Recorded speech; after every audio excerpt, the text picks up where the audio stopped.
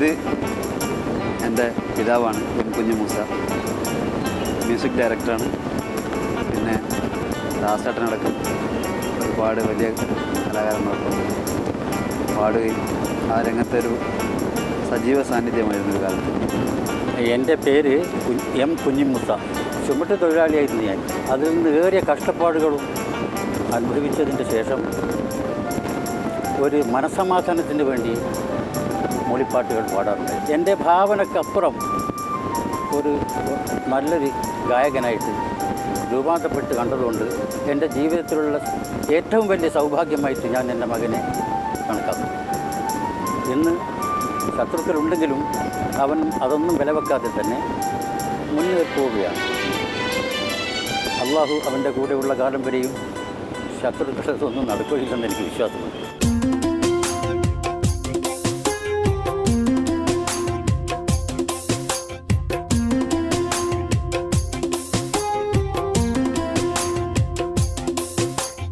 ഇന്നലെ രാവിലൻ മാറത്തുറങ്ങിയ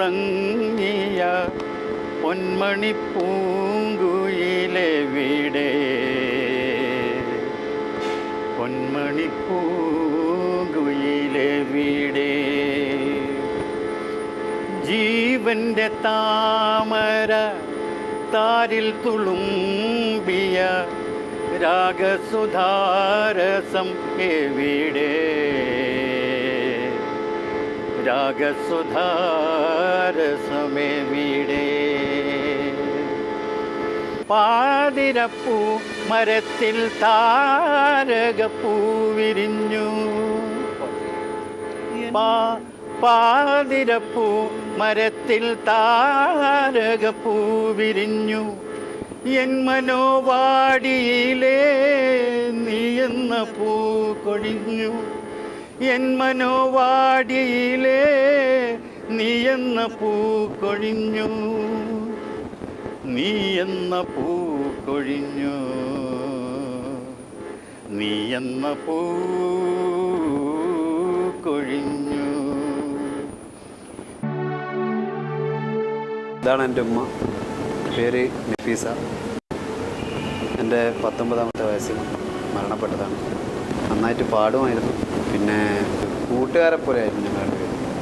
അതുകൊണ്ട് തന്നെ ഒരുപാട് അബദ്ധങ്ങളിലൊക്കെ ഞാൻ ഉമ്മയെ കൊണ്ട് ചാടിച്ചിട്ടുണ്ട്.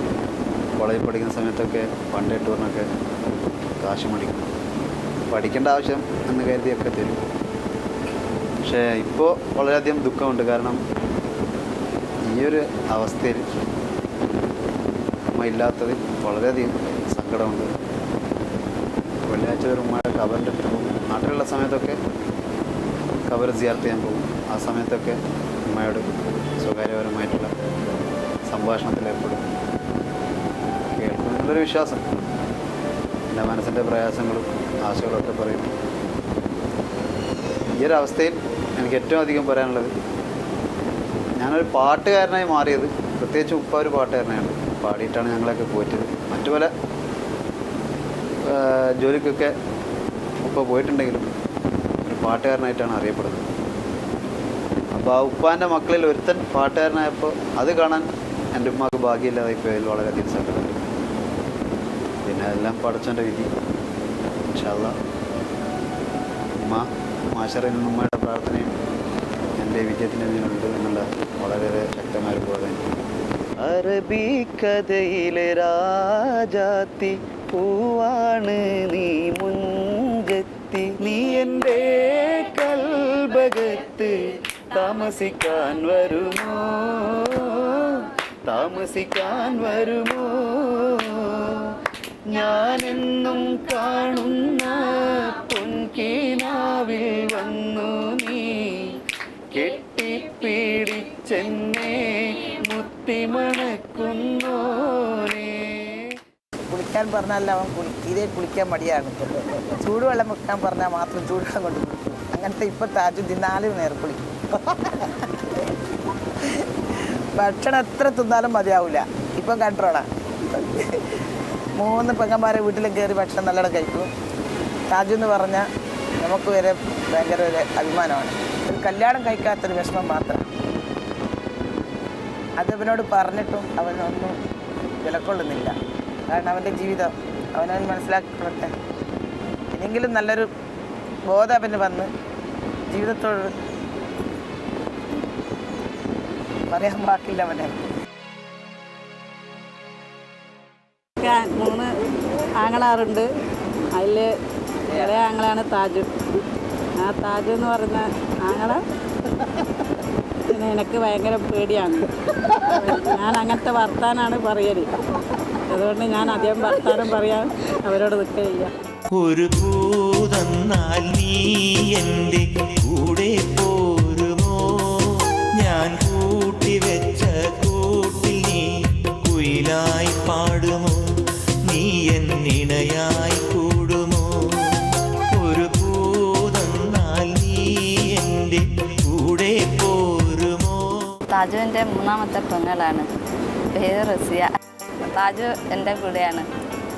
ഭയങ്കര ദേഷ്യ താജുവിന്. എവിടെ പോകേണ്ടിക്കൊണ്ടേലും രാവിലെ വിളിക്കാൻ വേണ്ടി പറയും.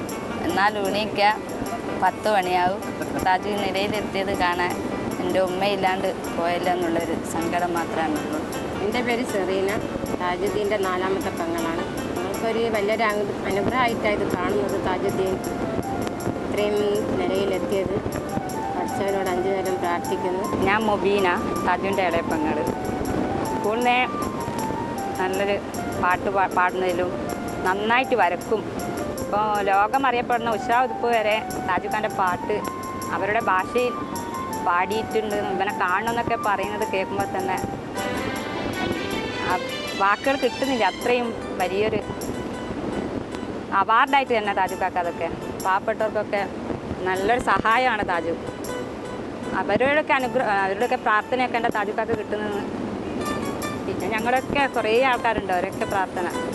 താജു ഒരുപാട് ചെറുപ്പത്തിൽ കഷ്ടപ്പെട്ടിട്ടാണ് ഈ നിലയിലെത്തിയത്. ഇപ്പോൾ ഈ നിലയിലെത്തിയത് കൊണ്ട് ഞങ്ങൾക്കെല്ലാം വലിയ സന്തോഷമുണ്ട്. താജുവിനെ ഇനിയും വളർന്നു വലിയവനാകാൻ അള്ളാഹു അനുഗ്രഹിക്കട്ടെ.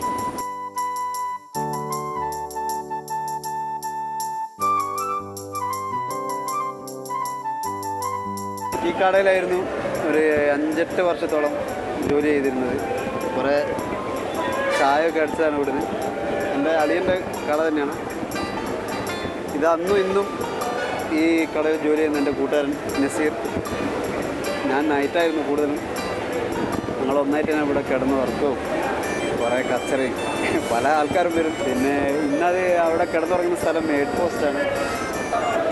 ഇത് ഈ ബസ് സ്റ്റാൻഡിൻ്റെ അകത്തുള്ള എല്ലാ കടകളിലും വെള്ളം എത്തിക്കുന്ന ജോലി ചെയ്യുന്ന ആളാണ്. മമ്മദ്ക്കാണ് പേര്. എത്ര വർഷം മമ്മദ്ക്ക? 15 വർഷമായി. ഞാൻ 8 വർഷത്തോളം ഉണ്ടായിരുന്നു. ഒരുപാട് കഷ്ടപ്പാടുകളും വേദനകളൊക്കെ അനുഭവിച്ചാണ് ഈ ഫീൽഡിൽ വന്ന് പെട്ടതും ഇന്നും അതൊന്നും മറക്കാതെ ഈ കലാരംഗത്ത് നിൽക്കുന്നത്.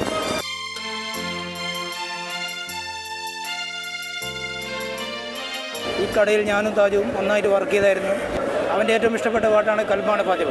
നെഞ്ചിനുള്ളിൽ നീയാണ്, കണ്ണിൻ മുന്നിൽ നീയാണ്, കണ്ണടച്ചാൽ നീയാണ് ഫാത്തിമ,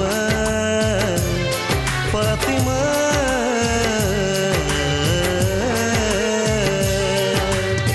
നെഞ്ചിനുള്ളിൽ നീയാണ്, കണ്ണിൻ മുന്നിൽ നീയാണ്, കണ്ണടച്ചാൽ നീയാണ് ഫാത്തിമ, ഫാത്തിമ.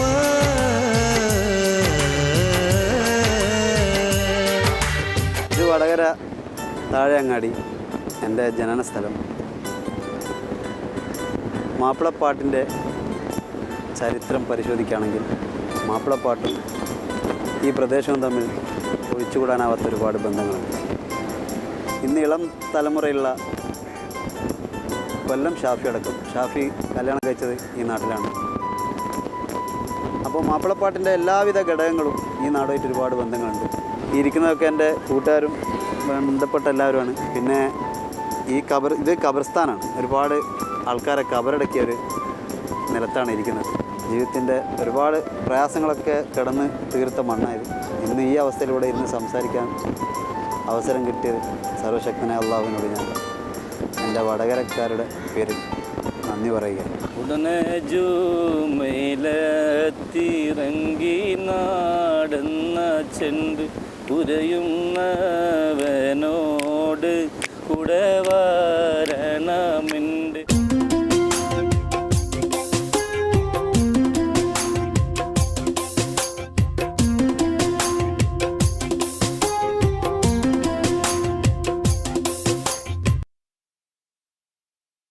പ്രണയിക്കാത്ത ആരല്ലേ? എല്ലാവരും പ്രണയിക്കല്ലേ. എനിക്ക് ഫാത്തിമ എന്ന പറഞ്ഞ പാട്ട് തന്നെ കിട്ടിയത് ഞാൻ പ്രണയിച്ച പേരും കാര്യമൊന്നും പറയുന്നില്ല, വളരെ കാര്യത്തെയാണ്. 9 വർഷമായി പ്രണയിക്കുന്നു, ഇതുവരെ സ്വന്തമായിട്ടില്ല. ഇൻഷാ അല്ലാഹ് എന്നെങ്കിലും സ്വന്തമാകുമെന്നുള്ള വിശ്വാസത്തോടെ 9 വർഷമായി കാത്തിരിക്കുന്നു. ഞാൻ രക്ഷപ്പെട്ട് ഇന്ന് ഈ ഇൻ്റർവ്യൂ പോലും ചെയ്യാൻ ശരിക്കും കാരണം അവളാണ്. ഞാൻ വടകരയിൽ ഒരുപാട് നാൾ മുമ്പ് ഈ ഒരു അനുഗ്രഹമൊന്നുമില്ലാതെ നടക്കുന്ന സമയത്ത് കുറച്ച് കുരുത്തക്കേടും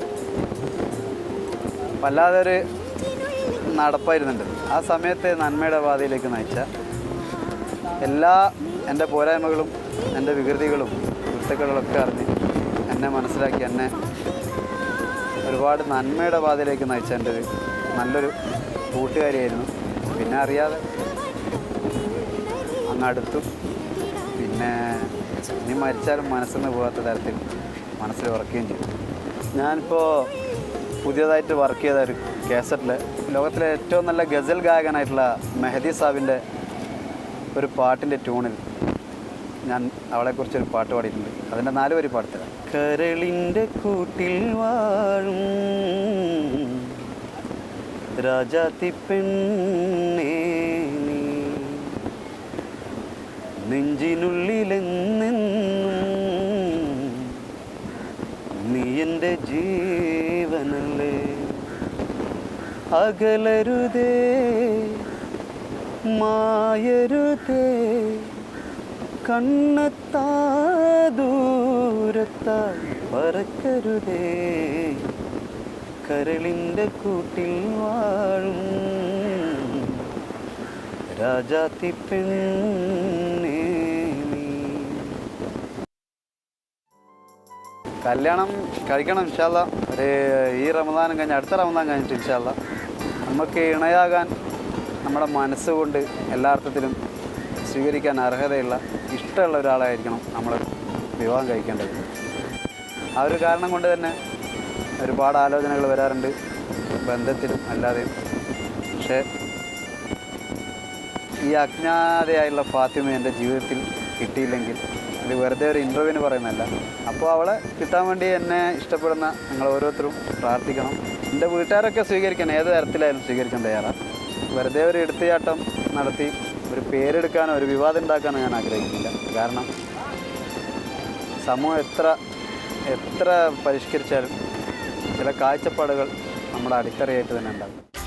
നല്ല കണ്ണുള്ള മുഞ്ചത്തി പെണ്ണെ വന്നിടുമോ നീ സ്വന്തമാക്കിടാം, പണവും പത്രാസും ഇല്ല എൻ കയ്യിൽ, ഓരുമുല്ലേ സ്വന്തമാക്കിടാം. ഒരിക്കലും ഉണ്ടാവില്ല. കാരണം ഞാനൊരു പ്രത്യേകിച്ച് കൂട്ടുകുടുംബത്തോടു കൂടി ജീവിക്കുന്നത്, ഒരുപാട് മരുമക്കളും പെൺകുട്ടികൾ കുറേ കല്യാണം കഴിയാനുണ്ട് എൻ്റെ വീട്ടിൽ. അതുകൊണ്ട് തന്നെ വളരെ ആഴത്തിൽ ചിന്തിച്ചിട്ടെടുക്കുന്ന ഒരു തീരുമാനമായിരിക്കും. എൻ്റെ വിവാഹം ഒരിക്കലും ഒരു ചർച്ചയാവരുതെന്നുള്ള അതിയായ ആഗ്രഹമുണ്ട്. ഇൻഷാ അല്ലാഹ് അള്ളാഹുവിൻ്റെ വിധിയാണെല്ലാം.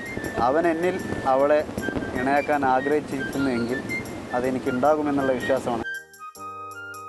പ്രണയം മരണത്തെപ്പോലെ നഗ്നമായ സത്യമാണ്. കാരണം ഈ ദുനിയാവിൽ ഞാൻ കണ്ട സത്യം, നമ്മൾ സത്യമൊക്കെ ഇട്ട് ഓരോ കാര്യങ്ങൾ പറയുമെന്നല്ലാതെ മരണം എന്നൊരു കാര്യം മാത്രമേ ഞാൻ സത്യമായിട്ട് കണ്ടിട്ടുള്ളൂ. അപ്പോൾ ആ മരണത്തെപ്പോലെ നഗ്നമായ സത്യമായിരിക്കണം പ്രണയം. കാരണം പ്രണയിക്കുന്ന പെൺകുട്ടി ഒരിക്കലും നമ്മൾ ചതിക്കാനോ പറ്റിക്കാനോ പാടില്ല. ഇന്നെന്താ എന്നോടൊന്നും മിണ്ടാത്തേ?